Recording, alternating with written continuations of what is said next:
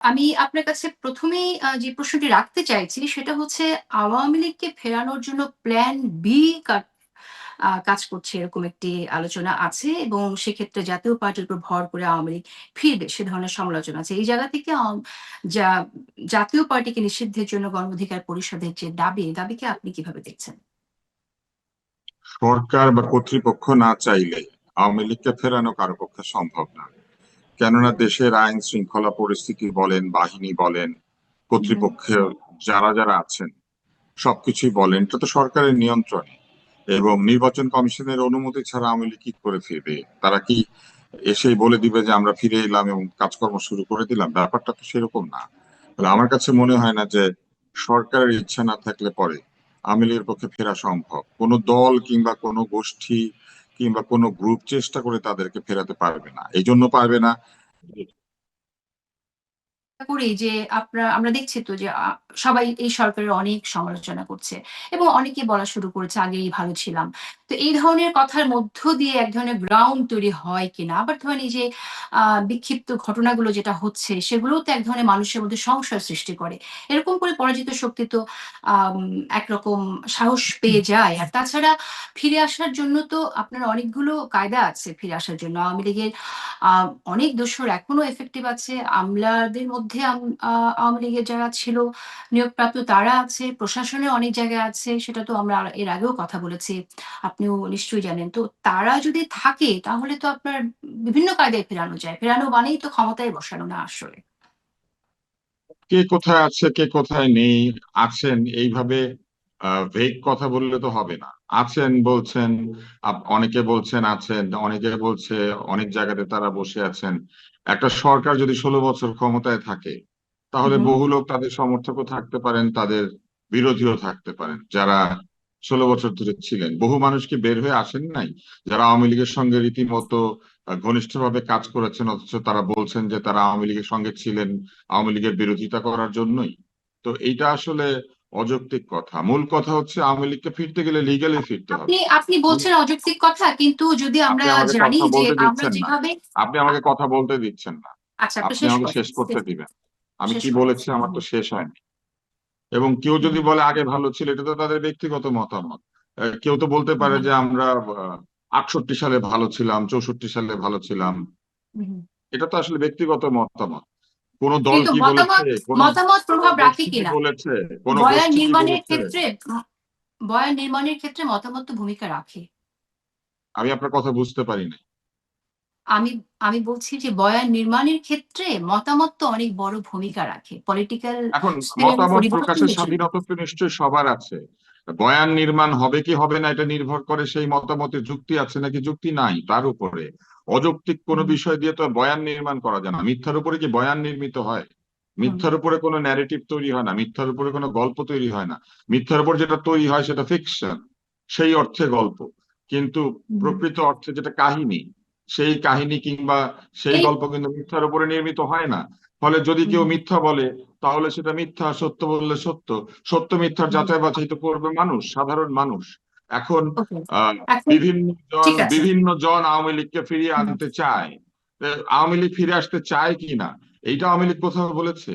সেটাই তো আওয়ামী লীগ কোথাও বলেনি। আমরা কি কোথাও দেখেছি যে আওয়ামী লীগ ফেরার জন্য খুব চেষ্টা করছে কিংবা তারা না কোনো কেন ভালো কেন কোনো আওয়ামী কথা লীগের বলছে, আওয়ামী লীগের তারা নেতৃত্ব ভালো কোনো বলছেন কথা তিনি বলছে, তারা ভালো কোনো যুক্তি দিচ্ছে, তারা কোনো নেতৃত্ব কিংবা অন্য কোথাও পরিবর্তন আনার চেষ্টা করছে, অথবা এমন কিছু ওকে, আমরা দেখেছি যে যেখানে তারা তাদের কোনো রিফর্ম, তাদের কোনো সংস্কার, তাদের কোনো পরিবর্তন কোনো কিছু নিয়ে কথা বলেছে?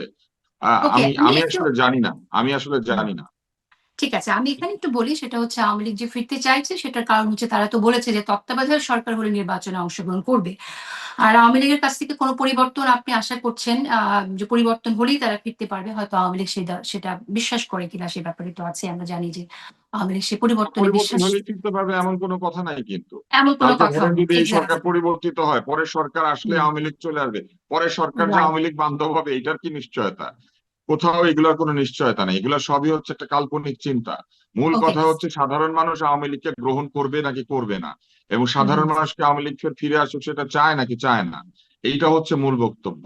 এবং সেই ওকে। জায়গাতে যদি আওয়ামী লীগ প্রমাণ করতে পারে, সেই জায়গায় হুম, যদি আওয়ামী লীগ সত্যি সত্যি মানুষের মনে এই চাহিদা নির্মাণ করতে পারে যে মানুষ চাইছে তারা ফিরে আসুক, এইটা তো তাদের ব্যাপার, এটা তাদের আচ্ছা, চেষ্টা করতে হবে। রাইট, আপনি রাইট। আপনি আপনি আপনি মনে করেন বিউটি পার্লারে যাবেন, এখন আপনার বদলে অন্য কেউ বিউটি পার্লারে গিয়ে সেজে বের হলে কি বলবে যে এই জন্য সেজে বের হলেন, কাজী জেসিনকে ফিরিয়ে আনার চেষ্টা? ব্যাপারটা তো এরকম না। হুম, ঠিক আছে। এখানে একটা জিনিস আপনি বলেছেন সেটা হচ্ছে যেটা সত্য, সত্য আপনারা বলবেন। কেউ তো ফিকশন করছে না। যা দেখছেন তাই বলবেন। সত্য বলার স্বাধীনতা সবারই আছে। এর আগেও তো এমন সত্য ছিল। তখন তো আমরা এই সত্যটা এইভাবে বলতে দেখিনি। এখন যেমন ধরেন আমি একটু ওপেনলি আপনাকে বলি, কালচারাল অন্যদের ফ্যাসিস্ট এর বিষয়ে আমি কথা বলা জানি না, অন্যদের বিষয়ে আমি আমি জানি না। আমি না, না সবসময় আমি একটু ফেসবুকে, আমাকে সোশ্যাল মিডিয়াতে সোচ্চার প্রশ্নটা ছিলাম এবং আমি সব আমি জায়গাতেই যা সত্য সেটা বলার চেষ্টা করেছি।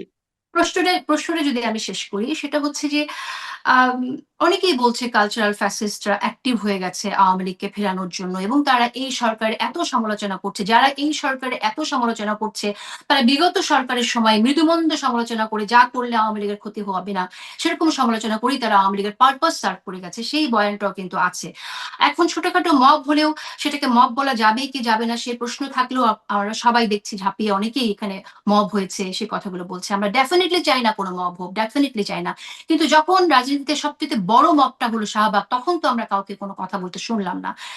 সেই জায়গা থেকেই আসলে প্রশ্নগুলো আসে যে আসলে যারা বুদ্ধিজীবী, যারা সমাজে কথা বলছে, যাদের কথা বলা ম্যাটার করে, তারা কেন যখন যে ক্ষমতায় তাদের পক্ষে যায় এরকম কথা বয়ান তারা রাখবে, তারা কেন ক্ষমতামুখী হয়ে থাকবে? সেই প্রশ্ন তো আসে। তো বুদ্ধিজীবীরা তাদের মতামত একটা দিবেন, তাদের যার যে দলে যাওয়ার ইচ্ছা সেই দলে যাবেন। বুদ্ধিজীবীরা স্বাধীন, কারো পক্ষে বললে পক্ষে বলবেন, বিপক্ষে বললে বিপক্ষে বলবেন। কিন্তু আপনি আমাকে যদি প্রশ্ন করেন, আমি হুম, টানা হুম, সমালোচনা করেছি আওয়ামী লীগকে চূড়ান্ত ধরনের সমালোচনা করেছি। আমি সেই যুগের নাম দিয়েছিলাম আইয়ামে চুরালিয়াত, আমি তাদেরকে চৌর্য যুগ বলেছি। আমি তাদেরকে সবচেয়ে ভয়ঙ্কর লাইনটা বলেছিলাম যে কর্মচারীর সম্পদ দেখলে মালিকের সিন্ধুকের গভীরতা টের পাওয়া যায়। এটা নিয়ে হুম। আমাকে যথেষ্ট হ্যারাস্ট হতে হয়েছে এবং আমি আহ, আওয়ামী লীগের শেষ হেফাজতের সময় আমি আওয়ামী লীগের হেফাজতের শেষ সাড়ে শাপলা চার পাঁচ বছর টেলিভিশনে আমার উপর এমবার্গো ছিল, আমি টেলিভিশনে যেতে পারতাম না। এই টিভিতে আমাকে কোনো টক শোতে বা কোথাও ডাকাও হতো না, কারণ আমি এটা কিন্তু চূড়ান্ত আবার ভাবে সমালোচনা করি। আমি করোনার সময় তাদের হুম, কার্যক্রম এবং তাদের টিকা ভিত্তিক যে মাস্ক নিয়ে যে চৌর্যবৃত্তি এবং যে দুর্নীতি সেটা নিয়ে প্রতিবাদ করেছি। আমি ভারতীয় চিকিৎসকদের এখানে পারমিশন ছাড়া এসে ডাক্তারি করা সেইটার বিরুদ্ধে কথা বলেছি। এমনকি আমি সেই হুম। সময় কিন্তু হেফাজতের সময় আওয়ামী যখন লীগের এরকম সিআইডি ভাবে মন্ত্রী বিদেশ খুন থেকে করা ডাক্তার হলো এনেছিলেন, এভাবে, তাকে অনুমতি নিতে বাধ্য করেছিলাম। কিন্তু হেফাজতের যে গণহত্যা হলো তখন কোনো কথা কিন্তু আপনি বলেননি। মানে আমি বুঝতে পারি না, আপনি কি শাহবাগে যখন আমাকে আপনি কি আমাকে শাহবাগে প্রশ্ন করতে চান? আমি তখনও কথা বলেছি। আচ্ছা, তাহলে হয়তো আমরা মিস করে গেছি আম আপনি সেই অনেক কথা। কিছু মিস করেছেন বলে আমার মনে হচ্ছে। হ্যাঁ, না অনেক কিছু মিস করিনি। কিন্তু সেটা হয়তো ওইভাবে আওয়াজ রাখেনি। কোথায় কথা বলেছেন আমি জানি না। তখন আসলে কারণ শাহবাগে তখন আসলে এই আওয়াজের জায়গাই ছিল না, তখন ফেসবুক এত অ্যাক্টিভ ছিল না, এত ফলোয়ারের অপশন ছিল না, ফেসবুককে ফলোয়ার খুলে দিয়ে লোকজনকে ফলো করতে দেওয়ার ব্যাপার ছিল না। অনেক জায়গাতে ছোট ছোট গ্লিচ ছিল, ইন্টারনেটের এত পেনিট্রেশন ছিল না, ভিডিও করা যেত না এইভাবে, যখন তখন আচ্ছা, রিল দেওয়া যেত না। ঠিক আছে। আচ্ছা ঠিক আছে। আমি প্রশ্নগুলো করছি কারণ মানুষের মধ্যে প্রশ্ন আছে। সেই জায়গা থেকে প্রশ্নগুলো সামনে না, আনছি। এটা এই কি আমাকে প্রশ্নগুলো ইন্টারভিউ? কোনটাই আমার না। আপনি কি আমাকে এই ইন্টারভিউ করছেন? প্রশ্নগুলো এই প্রশ্নগুলো কোনো প্রশ্নই আমার না। সেই প্রশ্নগুলো আছে বলেই আমি আচ্ছা, সামনে আপনি কি আনছি। আমাকে ইন্টারভিউ এবং করছেন? কাজী আমি জেসিন, আপনাকে আপনি কি আমার ইন্টারভিউ করছেন? এই টক শোটা কি আমার আচ্ছা, ইন্টারভিউ? তাহলে আপনার আমাকে আলাদাভাবে একটা ইন্টারভিউ করবেন। আমি করব সেটা হ্যাঁ, নিশ্চয়ই সেটা করব করেন। যদি আর হয়। যদি আজকের না কোনো আমি টক এই শোর প্রসঙ্গটা বিষয়বস্তু কেন থাকে আসছে সেটা নিয়ে কথা বলেন, আমাকে কিন্তু রাইট, এই রাইট। না, বিষয়ে বলার কোনো প্রসঙ্গটা সুযোগ নেই। কেন আপনি আসছে বলেন। আমি বলি। আচ্ছা, আমরা প্রসঙ্গ থেকে সরে যাচ্ছি কিন্তু প্রসঙ্গ থেকে সরে যেয়েও আসলে সরছি না। এই প্রসঙ্গটা এজন্যই এসেছে যে আওয়ামী লীগকে ফেরানোর অনেক কায়দা আমরা দেখছি। আওয়ামী লীগকে ফেরানোর প্রচেষ্টা আমরা দেখছি। সেই জায়গা থেকে এই আলোচনাটা এসেছে এবং এই আলোচনাটা আছে। আমি আবারও আপনার কাছে আসবো। আমার মনে হয় যে মূল জায়গাটায় আমি আপনার মন্তব্য শুনতে চাই। এখন যে অভিযোগটা আমরা ১ম প্রশ্ন আপনার কাছে করেছিলাম, জাতীয় পার্টি নিষিদ্ধের যে দাবি, সেই দাবি আপনি বলেছেন সরকার না চাইলে এটা সরকার চাইলে একমাত্র এটা সম্ভব। সে বিষয়ে আমি শুনবো।